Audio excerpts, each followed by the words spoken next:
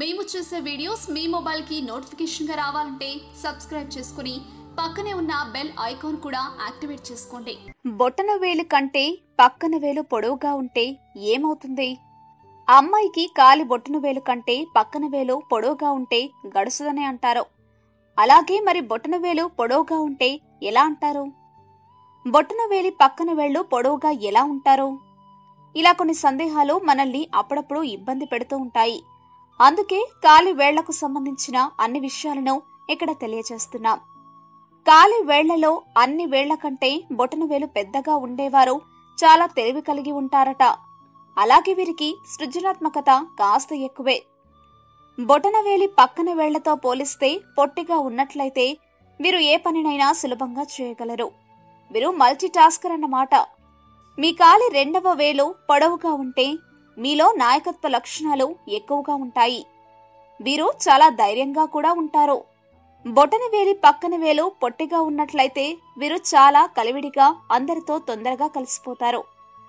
కాలి మొదటి 3 వేళ్లు పొడవుగా ఉండి చివరిది చిన్నగా ఉన్నట్లయితే వీరు చాలా శక్తివంతంగా దృఢంగా ఉంటారు.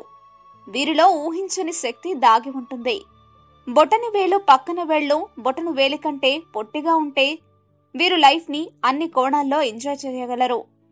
వీరిపై పనిభారం అంతగా ఉండదు. అలాగే ప్రేమలో చాలా సంతోషంగా ఉంటారు.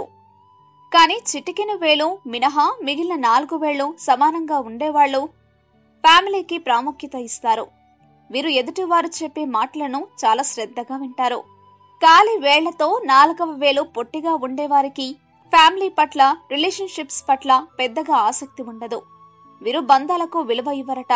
చిటికెన వేలు 4వ వేలికి అంటుకుని ఉంటే వీరు చాలా సిగ్గు, భయం కలిగి ఉంటారు.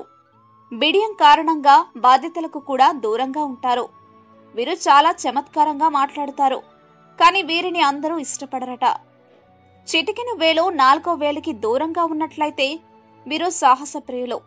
అలాగే వీరు చాలా చక్కగా చమత్కారంగా మాట్లాడతారట. ఇలాంటి మరెన్నో విషయాలు మీరు తెలుసుకోవాలనుకుంటే వెంటనే మా ఛానల్ ని సబ్స్క్రైబ్ చేయండి. ఈ వీడియోని మీ మిత్రులతో షేర్ చేసుకోండి.